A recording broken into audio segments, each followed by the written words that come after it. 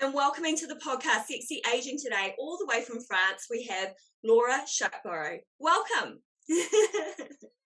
Oh, hello, hello, Hello. hello. Hello, it's so good to have you, Laura. And we've connected because we are having these conversations with women every day around what does it mean to live in midlife and the changes that come with that. And you've actually got an online coaching forum called Marvellous Midlife. I mean, how could you forget that? And it's very, very positive in its take. So that caught my eye. So I'm excited to talk to you about that today. You are an NLP practitioner and you've also trained in hypnotherapy. So, two really important skills that help people reframe their mindset so that if there are any hurdles that they come up against, that you can help them work through the hurdles and the challenges so that they can move forward in their best life. And for us, it's the third stage. So I'd just like to give you the stage, Laura, to tell us your story. Like, a couple of questions. How did you come to put together your online coaching forum? And how are you living in France? Oh my God, so two very big questions there. So thanks so much for having me today, Tracy. I love the whole sexy aging thing. I think it's a really important topic, and I'm really happy to be here chatting about it. So to answer your two questions, I suppose the first one is about my Marvellous Midlife Forum. I think the reason that has kind of, and it has organically grown, is because when I went into perimenopause 4 years ago, I really, really struggled, and I had no idea what was happening to me at all. Thought that I was going crazy, literally thought I was going crazy, and even thought I had dementia actually. And is this a good time to just go into that, like kind of like the perimenopause story? Because I think it's really important, because I was never taught anything about it. I don't know about you. When I was younger, I knew nothing. I knew about menopause, but when I started having perimenopause symptoms, I'd never heard that word. Yeah, And same. I actually had to dive into Google, like Dr. Google, what the heck's going on with me. So yeah, but what's really interesting, and I know you're going to keep sharing the perimenopause thing, but it is really interesting. I've spoken to a couple of people that our teenagers, my daughter, 16, she has the understanding of puberty and perimenopause right now. So that's really exciting for them. But for us, crickets. yeah, crickets. I love that. Yeah, crickets indeed. And it's so basically we would, it's like one of the major life things, life transitions that we're going to go through as women, and yet we're taught nothing about it. So I just kind of like, I got sort of hit by this. I suppose it gradually crept up on me, perimenopause, because I didn't realize I was getting more and more anxious, and I lost my confidence, and just got to a stage when I remember one day I woke up and I couldn't even, I looked in the wardrobe to get dressed. At the time I was working in a very busy architecture practice that I ran with my husband, and I couldn't even decide what to wear in the wardrobe, and I just burst into tears and got back into bed. And it was a gradual. I used to have very bad PMT as well. And I realised that I was having it pretty much all the time. It wasn't just at, the times a week before my period. It was pretty much all the time. And I was still having regular periods, which I think is the thing, is that because I was still having regular periods, I didn't associate it with menopause. And I also thought, another thing, I thought I was too young. I think we all feel quite vibrant, and you just think you're too young to be going through menopause, because when you're younger, it feels like it's something that older people go through, and when you get to our age, you don't feel old, do you? You feel No, you're not at not. all. Not at all. That's really interesting that you say that because, yeah, I'm 51 and apart from the symptoms that have hindered me physically, which I've managed to deal with both holistically and through HRT. So I do both. But until I took HRT, I felt like a really old lady. But in my head and my heart, I was so vibrant. I was so creative, probably like yourself, had so much to offer and want to help other people. So that never slowed down, that concept of wanting to provide purpose for other people. But the physical stuff it's really tough. And so how old were you when you first kind of realized that the word perimenopause matched what you were experiencing? I was 47 and I'm now 52. So I mean, it's what's the 48, 49, 50, 50. Yeah, so it's well, maybe 47, 48. And Yeah. that's when I realized, and I thought I got to a stage when I couldn't even go out because I felt so, my confidence was so low, and the idea of actually socializing with anybody and meeting anybody in the street, I remember panicking, thinking, if I meet somebody in the street today, I don't think I have the brain power to even make a conversation with them. It was Yeah. just awful. It was dreadful. And another terrible one thing that I got with it was driving anxiety. Now, Oh my gosh, I've heard about that. Yeah. it's awful. It's just, I was very confident driving, used to drive around all over the country before, and then I got it and I started having panic attacks at the wheel, like on the motorway, the most hideous stuff.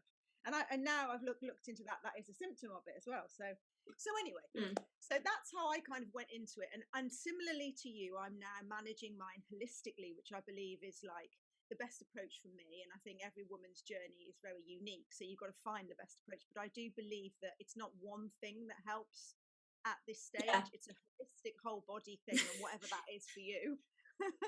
Yeah.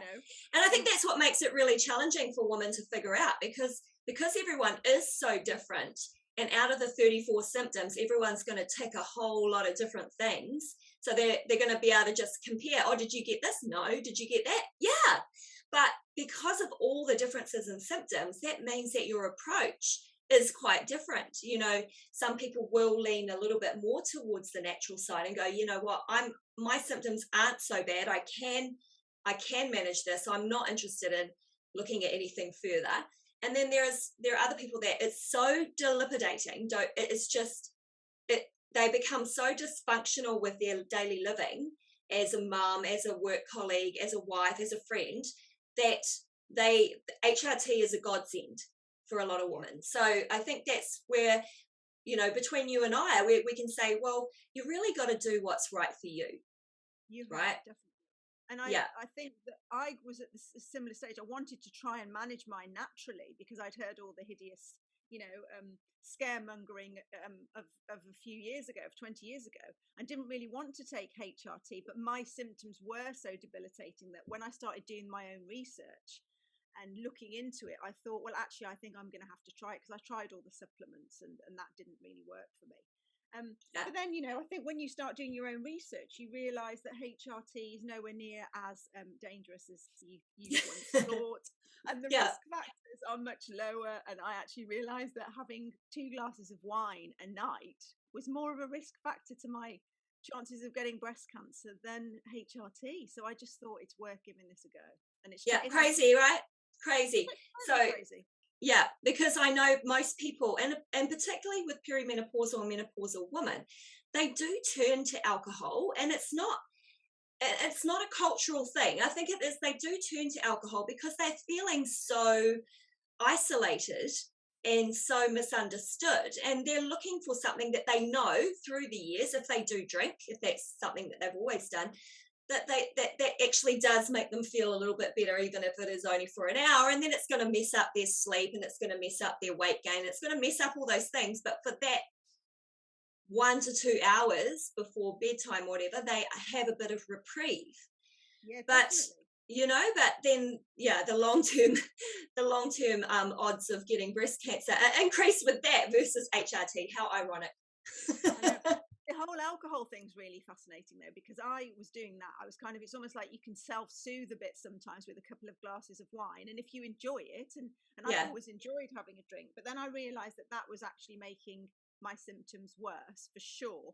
And also with me, because my major symptom was anxiety, I realized that when I was drinking in the evenings, and when I was this year, when I was going through what I went through coming over here, which we'll talk about, I was drinking more. I was drinking daily.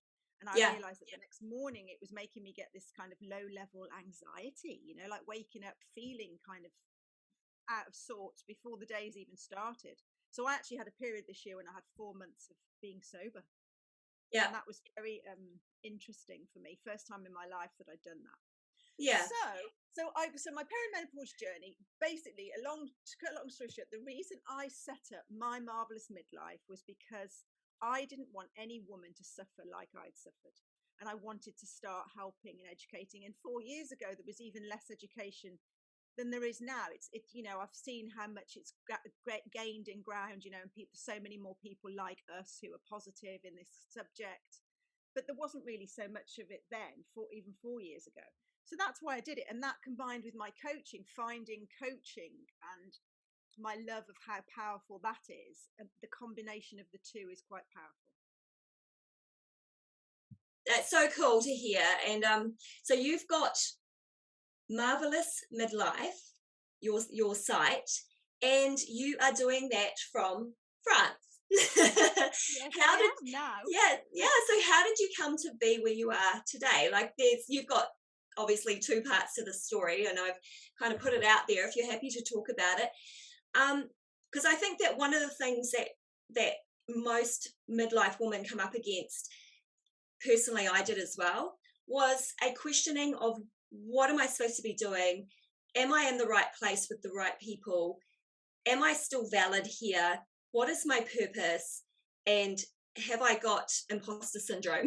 Like all those questions that sort of make you take a bit of a direction turn to head towards a life that feels just so right and authentic. So you've got quite a story. I've got quite a story. Well, through perimenopause, and I don't know whether it was just perimenopause. I think it just made it all come to the surface, because I think what happens in midlife, I don't know whether you can relate to this, is everything that's going on inside of us. And I'll speak from my own point of view because I can't speak for everybody else. But everything that was going on with me kept coming up, like bubbling up and wanting to be heard, like it was like a little whisper. I wasn't happy in my marriage, and this little whisper kept sort of coming up and speaking to me every month or whenever it was. But it was almost like I wasn't listening enough. I was just thinking, oh, well, you should be happy. You've got a lovely life with your husband, and you're living in a nice house. And, I was trying to think of all the things I was grateful for. But eventually this little voice kind of became a scream.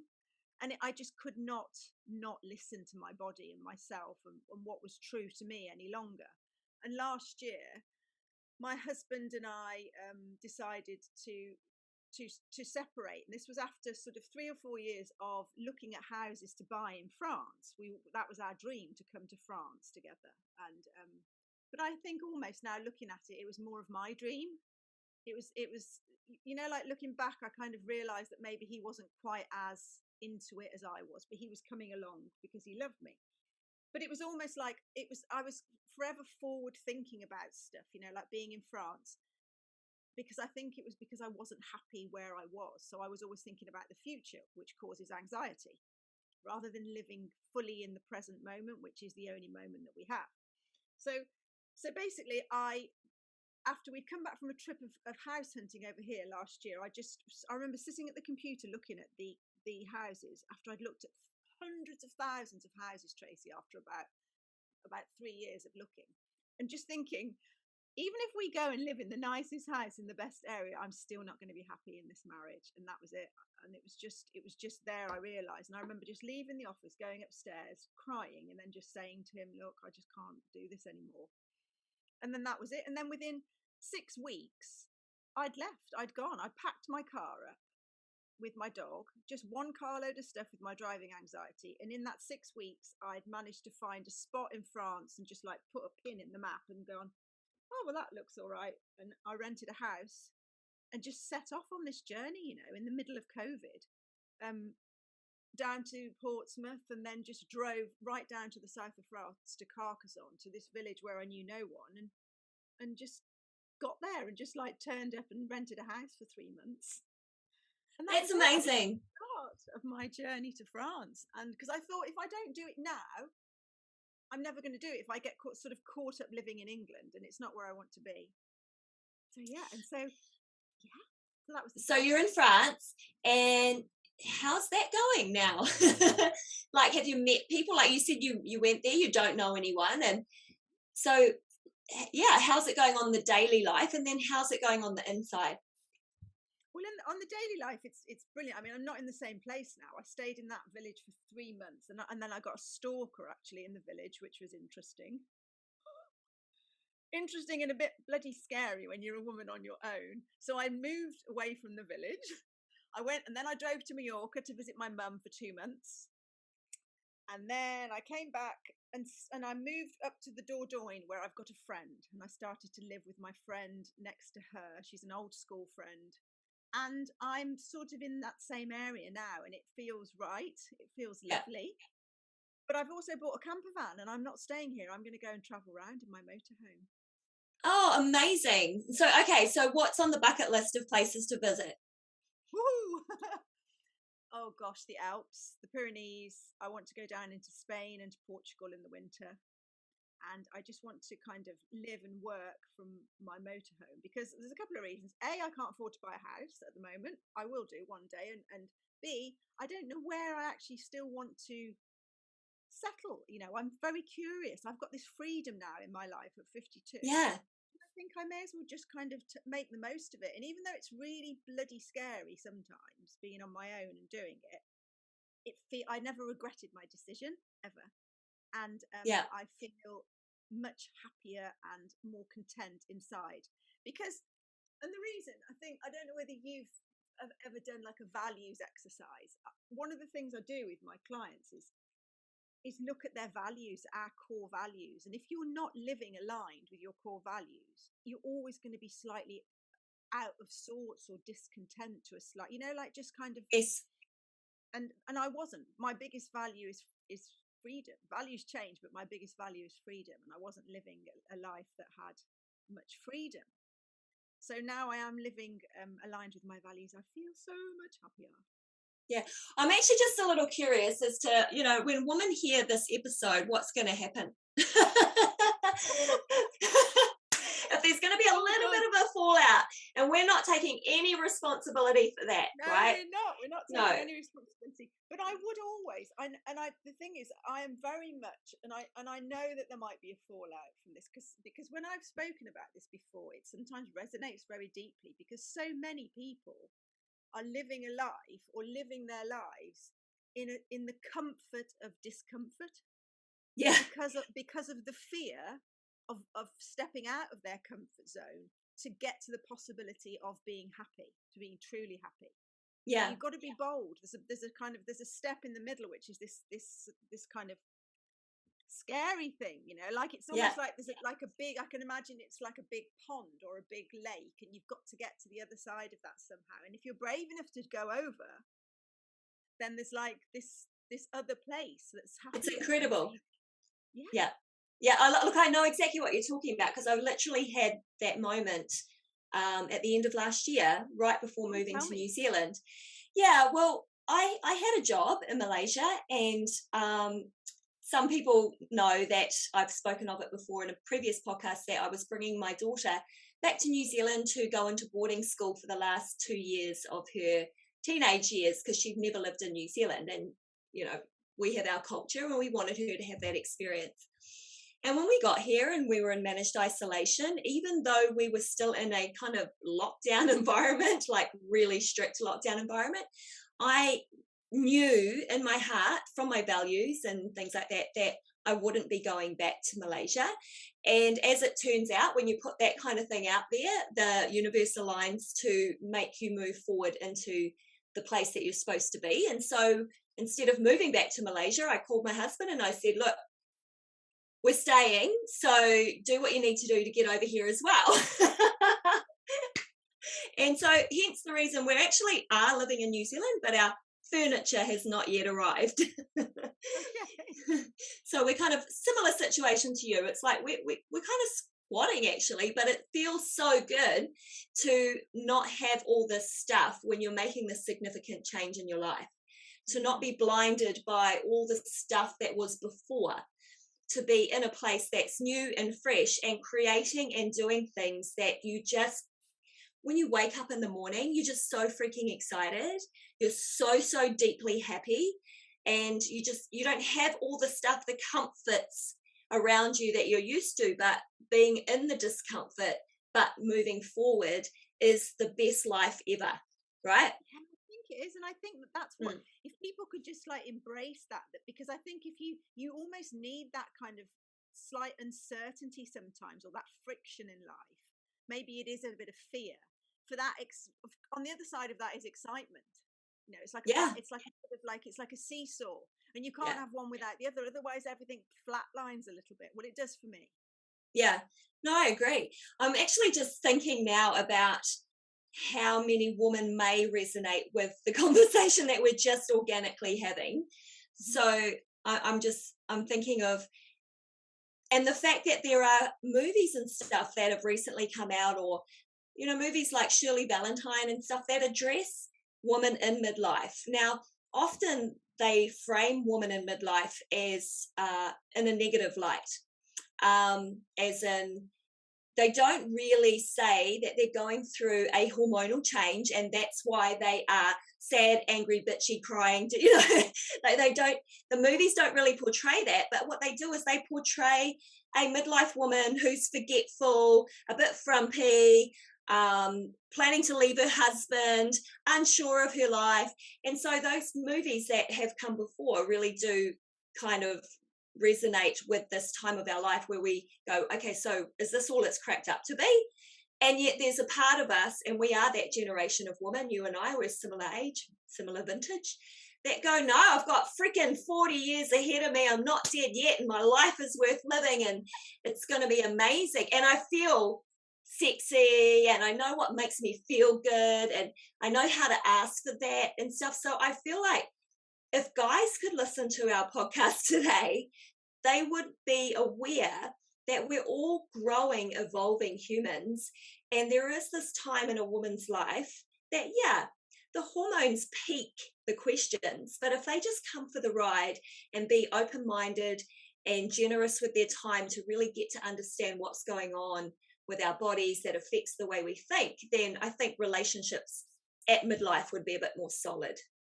Oh my God, Tracy, I think you've hit that on the nail on the head there, and I think that's so important. And really interestingly, actually, I was on Instagram yesterday, and I've got a couple of guys that follow me, and I'm sure you have. Yeah, because look at you, you're freaking hot. You're a hottie. And I've got a couple of guys, and one of them I was having a nice conversation with yesterday, and he was just talking about that he's just joined a dating site, but he was talking about how the perimenopause had a massive impact on his breakup with his previous girlfriend. And he said, and although he tried very hard to understand, he found it very difficult to understand, and he didn't really know what to do. So I actually think that guys just really want to help a lot of the time, but they just don't know how to. And I suppose it's about us being able to ask for what we need, to be able to kind of, like with love, and also have boundaries, but also for them to know about what it is that we're going through. So if we don't fucking know about it, yeah, when we're exactly. how are they meant to? And then it's just the fallout, because the whole thing of menopause, it's got a very systemic effect on everybody. I go into workplaces and do menopause awareness sessions, and it's the guys quite often that come up at the end and say, gosh, thank you so much, I can now recognize what's happening with my wife, or I had no idea that this is what women went through. So I just think there's some, it's very interesting that I think there's a big gap there for the knowledge for men. I know women are getting much better now, there's more knowledge around for us, but I still think there's a big gap for the guys. Yeah. And yeah, I think you're right. And it's not all the guys' fault when they don't understand it, because we don't understand it for the first couple of years. Those first couple of years of symptoms, and it sounds kind of similar for us. Stuff started to happen, but not once did I think, oh, this is perimenopause, because A, I didn't know the word, and B, I hadn't been told what to expect. So I remember a few things that happened between my husband and I that were horrendous. Bad conversations around things that could have easily been fixed, but it escalated to a place where it should never have escalated. And I can hand on heart say that it was my perimenopause symptoms around anxiety, slight kind of depression, and not hallucination, but I started having these stupid conversations in my head about things that weren't real. And it affected, my relationship with my husband for a couple of years. I can now say that after talking with you, I recognize that moment. And it's almost heartbreaking to know that a lot of people are going through that. Yeah, and a lot of people, I think for me, in my marriage, it was probably not just perimenopause, but perimenopause made my marriage, it brought it to a head, even though I don't think it was right. But I think for a lot of people, if they can get through this transition, work with their husband, and their husband supports them, then then there's the other side of that, and you can come out of it stronger as well. And I do know a few of my clients who've done that. But you talked there about having these thoughts. I was talking to another lady the other day when I went to look at she's an artist friend of ours, and she was saying that she had very dark thoughts, almost like suicidal thoughts sometimes, and very Mhm. dark, horrible thoughts that she'd never had before. And nobody tells you about those either. And No. that's just not nice to have that kind of thing And going when on. you're an optimistic, upbeat, positive person and that happens to you, it completely freaks you out. Because it's just Yeah. not, it's like, one of the things that my clients say to me is that they feel like they're like a shadow of their former self. They just feel like they're not themselves, like not like they used to be, and they've lost themselves somewhere. Yeah. It's just so sad. But luckily, as well, it is sad. But I think it is. I feel with menopause and the menopause transition and perimenopause, especially, that it's a time for us to re-emerge Yeah. in a way that we are stronger and more vibrant and know what we want and excited and more joyful.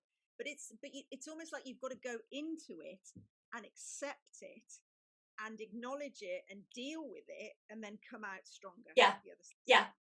Yeah. And that's obviously what you're doing to help other women, right? So, and I think obviously it helps that we actually have experienced it. So when they talk about what's happening to them and they really want some insights, you can totally you can share that with them. You can tell them, yeah, this is exactly what's happening, and now this is where we want to go with that.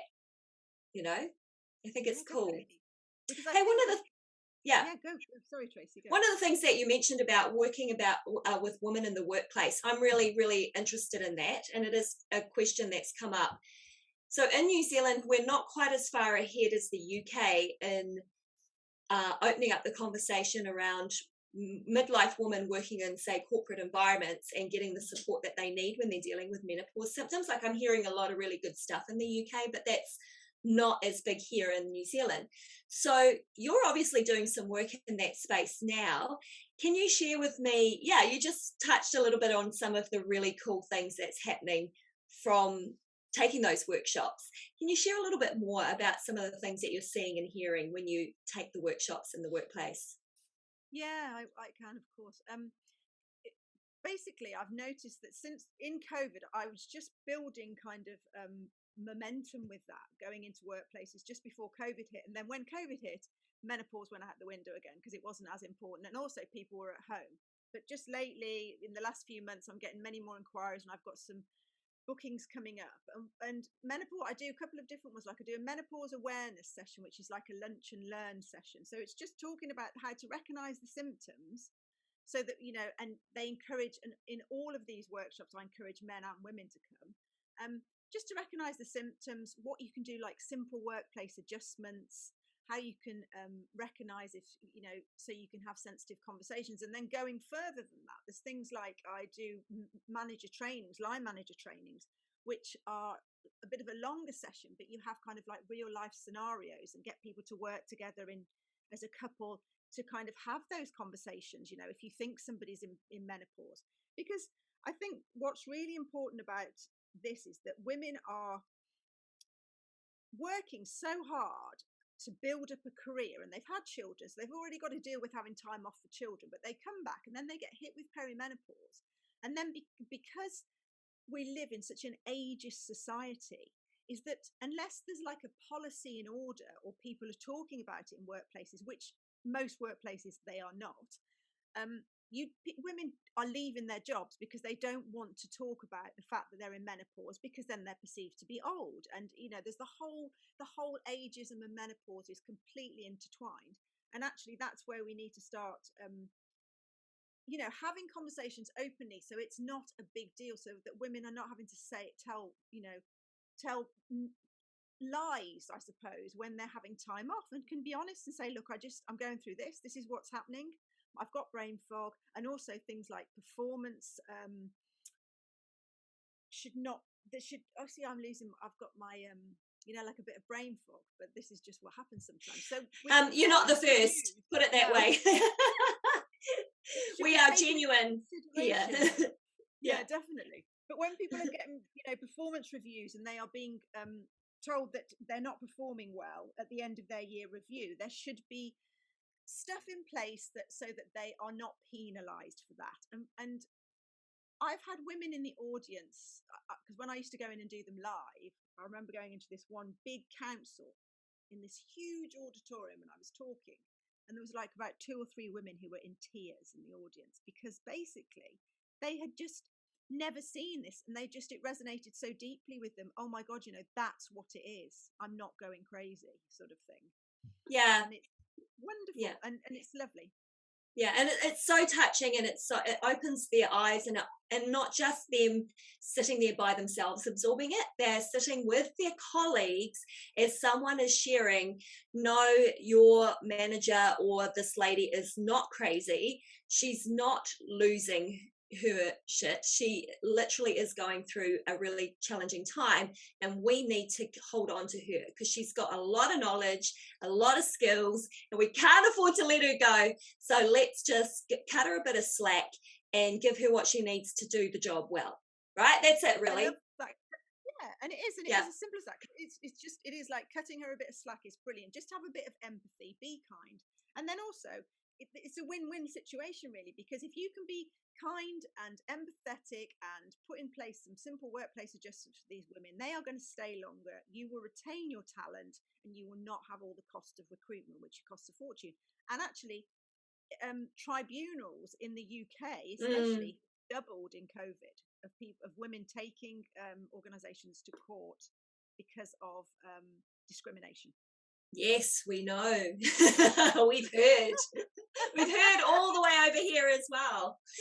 Hey, I liken staying sexy to a little bit of self-care. So, Laura, would you mind sharing with us, how do you stay sexy, or what is your go-to self-care? Oh, a nice question.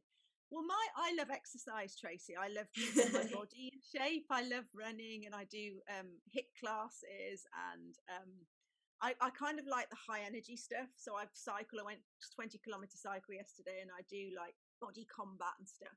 And so if my body feels good in my clothes and when I'm kind of naked, and I actually looked in the mirror this morning, and I feel probably in as good a shape as I've ever been at the moment, because I've always been really tiny, but I've got slightly more curves because of slightly. So I'm really happy with the way I look, and that makes me feel sexy. I like to be I like to feel a certain way in clothes, and then I eat healthily. I most of the time. I've got, I eat nutritiously, and I meditate a lot. Meditation has been my savior in the last couple of years, actually. Yeah. Meditation is really powerful for me, and that gives me acceptance. That helps me with my body, well, my acceptance of my whole being. Oh, I love that. And I think for me, one of the things that I find most sexy in other people, and so therefore I want to build this in myself, is to just be confident in the person that I am. I think confidence exudes sexiness to me. Yeah, no, it's true. And it's just someone that has that twinkle in their eye and a little bit of energy and spark, and then you can look past sort of, the physical factors, because you can sort of see their energy in their life, kind of exude out of them. I find that really sexy too. I mean, yeah, when you see someone's face just light up, for me, that's really sexy. It's just, same. they've got that. It's kind of like, it's like comes from inside, doesn't it? And I think that's what I've been really working on the last few years. It's like helping to live from the inside out rather than the outside in. 100%. Yeah, I hear you. Can you recommend to our listeners and viewers a book that has really made you go, "Wow, that was amazing. I'd like to tell someone about that"? Yes, I can. Yay! Yes, I certainly can. Last year, when I was going through my separation, or even before that, last year I read Untamed by Glennon Doyle. Have you read it? Yeah, I have read it. We've had that recommendation before, so it's definitely popular. And if you are just joining the podcast recently and you haven't heard about Untamed by Glennon Doyle, we recommend it. And I tell you what I love about it. I find that one of the things, it's about making peace with ourselves and our bodies, and it's about learning to trust ourselves, to set boundaries, to honor everything that we feel, and our heartbreak, and unleash our truest and wildest instincts. Ah, I love it. I love that. And I say, Yes. as you've been recommended that one, can I give one more then? One more Yes, recommendation, please. which Please is do. the Four Agreements. Have you read the Okay. Four Agreements? I have not read the Four Agreements. The Four Agreements is a fantastic book. It's by, oh God, because I haven't. That's not the one. It's by, I think it's by. It's based on Toltec wisdom, and it's the four things that you should live by in life. Very simple, very, very powerful. And I try and live my life by those four agreements. I'm going to look it up. Oh, Yeah. it's lovely. Yeah, sounds amazing, Laura. Thank you so much for spending this time with me. And what do I say? I used to speak French. Merci beaucoup. That was pretty basic. Well, mine's still pretty basic, but Yeah. thank you so much, and au revoir. And Au revoir. Au Yeah. revoir, au revoir, Au darling. revoir. Yeah. Bisous, which is kisses. Yeah. Bisous.